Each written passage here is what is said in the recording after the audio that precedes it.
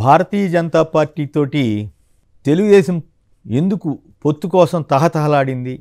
ఆ తర్వాత బీజేపీ అధ్యక్షురాలు దగ్గుబాటి పురంధరేశ్వరి గారిని ఈ అవసరాల కోసం ప్రత్యేకించి కేంద్ర ప్రభుత్వంపై ఒత్తిడి చేసి అలాగే ఎలక్షన్ కమిషన్ ప్రభావితం చేయడం కోసం ఆవిడ ద్వారా చేస్తున్న ప్రయత్నాలు ఇవన్నీ చూసిన తర్వాత ఖచ్చితంగా ప్రజలందరికీ ఒక విషయం అర్థమైంది.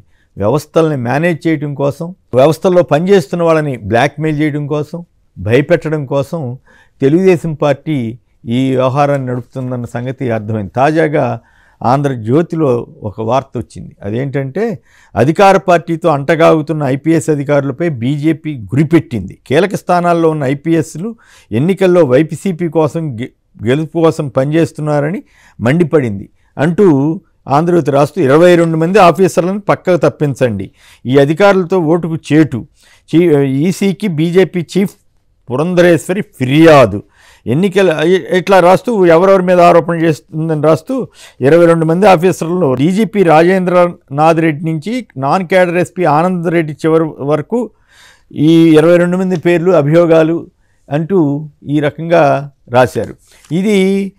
ఈ విశేషం ఏంటంటే వీళ్ళలో కొందరు ఆల్రెడీ బదిలీ అయిపోయారు. ఉదాహరణకి రవిశంకర్ రెడ్డి గారు, వారిని బదిలీ చేయించగలిగారు ఎన్నికల కమిషన్ని ప్రభావితం చేయడం ద్వారా. అలాగే ఒక కలెక్టర్ లక్ష్మీషా గారు అంతా వెళ్ళి 2 నెలలు అవ్వలేదు తిరుపతిలో, ఆయన్ని కూడా బదిలీ చేయించారు. ఎందుకంటే ఆయన గ్రామ వార్డు సచివాలయాలని బాగా నిర్వహించడంలో సక్సెస్ అయ్యారు. సో అందువల్ల ఆయన మీద ఈ సక్సెస్ కూడా ఆయన మీద ఏమైనా కోపం ఉందో ఏం పాడో ఈ రకంగా 22 మంది మీద కంప్లైంట్ ఎవరు చేశారు? పురంధరేశ్వరి గారు చేశారు. పురంధరేశ్వరి గారి పార్టీ బీజేపీ అక్కడ అసలు ఎన్ని సీట్లు పోటీ చేస్తుంది? 6 ఎంపీ, 6 5 టీడీపీయో లేకపోతే వైసీపీ నుంచి వెళ్ళిన వాళ్ళకో వీళ్ళకే ఇచ్చారు కదా. ఒకే ఒక్కడు ఒరిజినల్ బీజేపీ లేదా కాంగ్రెస్ నుంచి వచ్చిన పురంధరేశ్వరి గారు ఇవన్నీ అధ్యక్షురాలు అయిపోయింది ఏకంగా. సో 6 ఎంపీ సీట్లు పట్టుమని 10 ఎమ్మెల్యే సీట్లు, మళ్ళీ దాంట్లో కూడా సుజనా చౌదరి ఇటువంటి వాళ్ళు ఎమ్మెల్యే టికెట్లు ఆదినారాయణ రెడ్డి వీళ్ళు పోటీ చేస్తున్నారు. సో వీళ్ళకి ఇంత రాష్ట్రంలో ఎక్కడెక్కడ వాళ్ళు పోటీ చేయని చోట్ల కూడా ఎస్పీల మీద ఆఫీసర్ల మీద కంప్లైంట్ చేస్తున్నారంటే చంద్రబాబు నేరుగా పోలీస్ శాఖ మీద ఫిర్యాదు చేయటానికి భయపడి పురంధరేశ్వరి గారు అనేటువంటి ఒక సైంధవ పాత్రని సృష్టించుకుని అడ్డుపెట్టుకుని ఒక టూల్గా మార్చుకుని ఆవిడ ద్వారా ఈ ఫిర్యాదులు పంపుతూ అలాగే కేంద్రాన్ని అలాగే ఎన్నికల కేంద్రం ద్వారా ఎన్నికల సంఘాన్ని ప్రభావితం చేయడానికి ప్రయత్నాలు చేస్తున్నారనడానికి ఎంతకంటే పెద్ద ఉదాహరణ లేదు. నిజానికి పురంధరేశ్వరి గారిని ఒక్కసారి ఆ 20 ఎవరెవరి మీద కంప్లైంట్ చేశారో చెప్పమంటే కూడా చెప్పలేరేమో అన్నది నా అనుమానం. ఎందుకంటే అనేక 22 పేర్లు మొత్తం ఏదో పలానా వాళ్ళు పలానా మొత్తం నేను చదివితే ఎక్కువగా జనరలైజ్ చేసినటువంటి ఆరోపణలు అవినీతి అని లేదా వైసీపీకి అనుకూలం అని. నాకు అర్థమైంది ఏంటంటే తెలుగుదేశం పార్టీ చేసిన అక్రమాలని బయటపెట్టిన వాళ్ళని, చంద్రబాబు నాయుడు గారి స్కాముల్ని, చంద్రబాబు నాయుడు గారు ఆయా స్కీముల్లో అమలు చేసిన స్కాముల్ని బయటపెట్టిన వాళ్ళని, ఆయన్ని అరెస్ట్ చేయడానికి దారి తీయడానికి దర్యాప్తు చేసిన అధికారుల్ని, వాళ్ళందరి మీద ద్వేషంతో ఈ రకమైనటువంటి ఫిర్యాదు చేసినట్లుగా నాకు అర్థమవుతుంది. ఒకవేళ వీళ్ళల్లో ఏదన్నా ఒకళ్ళిద్దరు తప్పు చేసి ఉంటే వాళ్ళ మీద ఫిర్యాదు చేశారంటే అర్థం ఉంది. అలా కాకుండా గుంపగొత్తగా మొత్తం 22 మంది పేర్లు. ఉదాహరణకి నేను చెప్పిన దాంట్లో సరే డీజీ మీద రాశారు, డీజీ మీద ఏకంగా సీక్రెట్ ఫండ్ ఏదో ఇచ్చేసారండి. సీక్రెట్ ఫండ్ మిస్యూజ్ అయిందని ఎట్లా తెలుస్తుందండి? వీళ్ళకి పలానా రకం ఆధారం చూపించాలి కదా. అట్లేం లేకుండా అధ్వాన్నంగా ఫైళ్ళని ధ్వంసం చేశారంట అప్పుడే సొంతానికి వాడేసింది. ఇది ఎట్లా? ఇది పిచ్చి ఆరోపణలాగా ఉంది తప్ప నిజంగా జరిగితే ఖచ్చితంగా ప్రభుత్వానికి నిర్దిష్ట ఆధారంతో చేయాలి. అలాగే ఇంటెలిజెన్స్ చీఫ్ సీతారామాంజనేయుల మీద, ఎస్పీ కడప ఆయన మీద, చిత్తూరు ఎస్పీ జాషువా ఈయన ఆల్రెడీ బదిలీ అయ్యారు. అలాగే రవిశంకర్ రెడ్డి ఎస్పీ పల్నాడు జిల్లా, ఈయన చేసిన తప్పు ఏంటంటే జనాన్ని తీసుకురానివ్వలేదు అంటే, జనాన్ని ప్రధానమంత్రి సభకి జనాన్ని తీసుకురాకపోవడానికి ఈయన ఫెయిల్యూర్ అంట. తెలుగుదేశం బీజేపీ జనసేనలు జనాన్ని సమీకరించలేక 2500 బస్సులను బుక్ చేసుకుని 1000 బస్సులని తీసుకువెళ్ళినటువంటి తెలుగుదేశం పార్టీ బీజేపీ జనసేనలు వాళ్ళ వైఫల్యాన్ని కప్పిపుచ్చుకుని ఎస్పీ రవిశంకర్ రెడ్డి మీద ఆరోపణ చేస్తున్నారు. అయినా వాళ్ళ అసలు ఏమిటి వాస్తవాలు ఏంటో తెలుసుకోకుండా ఎన్నికల సంఘం దొనపో తినిందంటే దోణగట్టేమన్నట్టు నిర్ణయాలు తీసుకుంటోంది. మొదట్లో ఎలక్షన్లు ఏప్రిల్లో జరగాల్సిన ఎలక్షన్లు మేలో పెట్టించారు. ఇది ఖచ్చితంగా ఇప్పుడు పురంధరేశ్వరి గారు ఈ రాసినటువంటి ప్రయత్నం వీడి ద్వారా ఆపరేషన్ ఎక్కడి నుంచి జరుగుతుంది అనేది అర్థమైపోయింది. అలాగే ఆ తర్వాత వాలంటీర్ల వ్యవస్థని దెబ్బకొట్టారు. ఆ తర్వాత దెబ్బకొట్టి ప్రజలకి నానా పాట్లు పడేలాగా ఎక్కడా లేని విధంగా ఆంధ్రప్రదేశ్లో అంత బ్రహ్మాండంగా జరుగుతున్న వాలంటీర్ల వ్యవస్థని నాశనం చేయడానికి తెలుగుదేశం, జనసేన, బీజేపీ ఇప్పుడు సిద్ధమయ్యాయి. ఇప్పుడు వీళ్ళు తెలుగుదేశం వాళ్ళు ఏంటి ఈ మధ్య ఓట్లలో ఎక్కడ వ్యతిరేకత వస్తుందో అని చెప్పి పురంధరేశ్వరి గారికి వచ్చేది లేదు, పోయేది లేదు, వాళ్ళు గెలిచేది లేదు, పెట్టేది లేదు. కాబట్టి ఎక్కడైనా ఒకటిఆరా తప్ప ఈ ఒకటిఆరా కూడా గెలిచే పరిస్థితి లేదని అంటున్నారు ఇప్పుడు. సో ఇప్పుడు ఆవిడని అడ్డం పెట్టుకుని ఈ కథ నడుపుతున్నారు. బీజేపీ కేంద్ర నాయకత్వం ఇటువంటి వాటిని గమనించకుండా ఇట్లాగే కనుక వాళ్ళు అలౌ చేస్తే వాళ్ళ స్థాయిలో తెలియకుండా కింద స్థాయిలో ఇవన్నీ జరిగిపోతుంటే వాళ్ళకి పూర్తిగా పరువు పోతుందనే సంగతి మోడీ గారు, అమిత్ షా గారు అర్థం చేసుకోవాలి.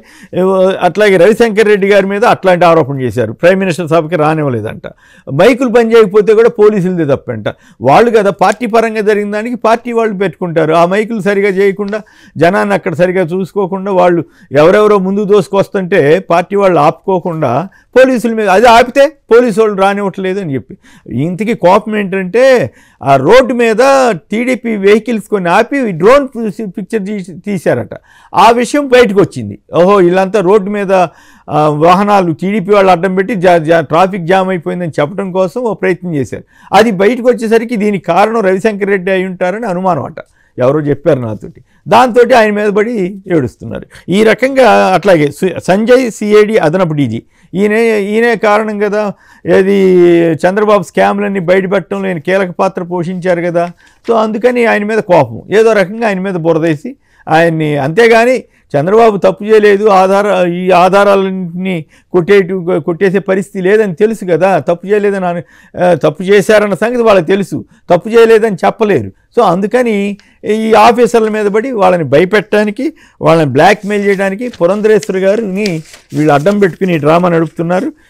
ఇదంతా చూస్తే Rishant Reddy SP counter intelligence, ఆయన చిత్తూరు ఎస్పీగా ఉన్నారు. ఇప్పుడు బదిలీ అయ్యారట. ఇప్పుడు బదిలీ అయిపోతే ఇప్పుడు ఆయన మీద కూడా పడి ఏడుస్తున్నారు. ఆయన నిజానికి ఆయన చిత్తూరు జిల్లాలో జరిగిన కొన్ని గొడవల్లో ఆయన కేసు కూడా పెట్టాల చంద్రబాబు గారి మీద.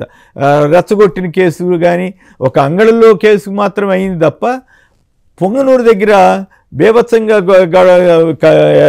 కానిస్టేబుల్ కన్ను కూడా పోయేటట్టుగా తెలుగుదేశం వాళ్ళు కొట్టినా కూడా చంద్రబాబు మీద ఆయన కేసు పెట్టినట్టుగా నాకు గుర్తులేదు. మిగతా వాళ్ళ మీద పెట్టారు. ఏది ఎవరెవరు బాధ్యులు అక్కడ పోలీసు వాహనం తగలబెట్టిన. ఇప్పుడు పోలీసు వాహనం తగలబెట్టినా కూడా తప్పు కాదంట. తెలుగుదేశం వాళ్ళ వాదన అట్లా ఉంది, దాన్ని బలపరిచే వాళ్ళ వాదన అట్లా ఉంది. పురంధరేశ్వరి గారు అటువంటి వాళ్ళందరినీ బుధాన్ని వేసుకుని ఏది ఇట్లాంటి తెలుగుదేశాన్ని, ఇట్లాంటి జనసేనని, ఇట్లాంటి రామోజీరావుని, రాధాకృష్ణని బుధాన్ని వేసుకుని ఆవిడ కూడా అప్రదిష్ట పాలవుతున్నారు. దీన్ని బట్టి చూస్తే నాకేం అర్థమవుతుంది, అనుమానం వస్తుందంటే ఆవిడకి లైఫ్ ఇచ్చింది కాంగ్రెస్ పార్టీ, వైఎస్ రాజశేఖర రెడ్డి గారు. సో తర్వాత టక్కన అవకాశం మంది ఎంపీ అయ్యారు, కేంద్ర మంత్రి అయ్యారు, టక్కన దాటిపోయి ఆ పార్టీ ఓడిపోయే టైంకి బీజేపీకి వచ్చారు. బీజేపీలో అప్పుడు చంద్రబాబు గారు, వెంకయ్యనాయుడు గారు కలిసి రాకరు, ఆవిడ గెలవని రాజంపేట సీట్ ఇచ్చారని అప్పుడు ఆవిడే బాధపడింది. చంద్రబాబు గారు తన ఇంటికి ఒక కార్యక్రమానికి వస్తే ఆయన చూడటానికి, మాట్లాడటానికి కూడా ఇష్టపడలేదు ఒకప్పుడు. ఇప్పుడు ఆశ్చర్యం ఏంటంటే పదవి అట్లా అనిపిస్తుందో ఏం పాడో. ఇవన్నీ చూస్తే నాకేమనిపిస్తుందంటే ఖచ్చితంగా ఎన్టీఆర్ని దించడంలో ఈవిడ పాత్ర ఉందని కొందరు చెప్తుంటారు. దగ్గుబాటి వెంకటేశ్వరరావు లేదయ్యా అని చెప్తుండేవాళ్ళు. సో లేదని చెప్తే నేను మాబొట్టాళ్ళని నమ్మాం. కానీ ఇప్పుడు ఈవిడ తెలుగుదేశానికి, జనసేన ఇటువంటి వాటికి ఉపయోగపడే తీరు, కొందరు నాయకులకి ఈ రాజకీయంగా ఉపయోగపడటానికి చేస్తున్న కుట్రలు ఇవన్నీ చూస్తే ఖచ్చితంగా ఈవిడికి కూడా తెలిసే ఎన్టీఆర్ని దించడంలో ఈవిడికి కూడా పాత్ర ఉందేమో అన్న అనుమానం వస్తూ ఉంది. ఖచ్చితంగా తెలుగుదేశం పురంధరేశ్వరి గారిని అడ్డుపెట్టుకుని రాజకీయం చేయాలని చూస్తున్నారు ఆంధ్రప్రదేశ్లో. అది ఈ పరిణామాలని చివరికి పురంధరేశ్వరి గారికే నష్టం జరుగుద్ది తప్ప వైసీపీకి, జగన్ గారికి జరుగుద్దని నేనైతే అనుకోవడం లేదు. ఈ ఆఫీసర్లందరూ ఇప్పుడు కాదు, ఇంకా వాళ్ళు రిటైర్ అయ్యే వరకు ఇక్కడే ఉంటారు, ఒక ఆంధ్రప్రదేశ్లో ఉంటారు, లేదా ఎక్కడో చోట వాళ్ళ ఉద్యోగాలు వాళ్ళు చేసుకుంటారు. వాళ్ళ మీద బురద జల్లి కేవలం అధికారులతోటే ఓట్లు పడిపోతాయని భ్రమపడి ఈ రకమైన ప్రయత్నాలు చేస్తున్నారు. కానీ అధికారులు కాదు ఓట్లు వేసేది, జనం ఓట్లేస్తారు. జనంలో కనుక ఆదరణ ఉంటే జగన్కి ఎదురులేని పరిస్థితి ఉంటుంది. జగన్ మీద ఆ జనంలో ఉన్న ఆదరణ తగ్గించడానికి పోలీస్ ఆఫీసర్ల మీద పడి ఈ రకంగా కంప్లైంట్ చేసి అదేదో గొప్ప విషయంగా ఫీల్ అయితే వాళ్ళ కర్మ.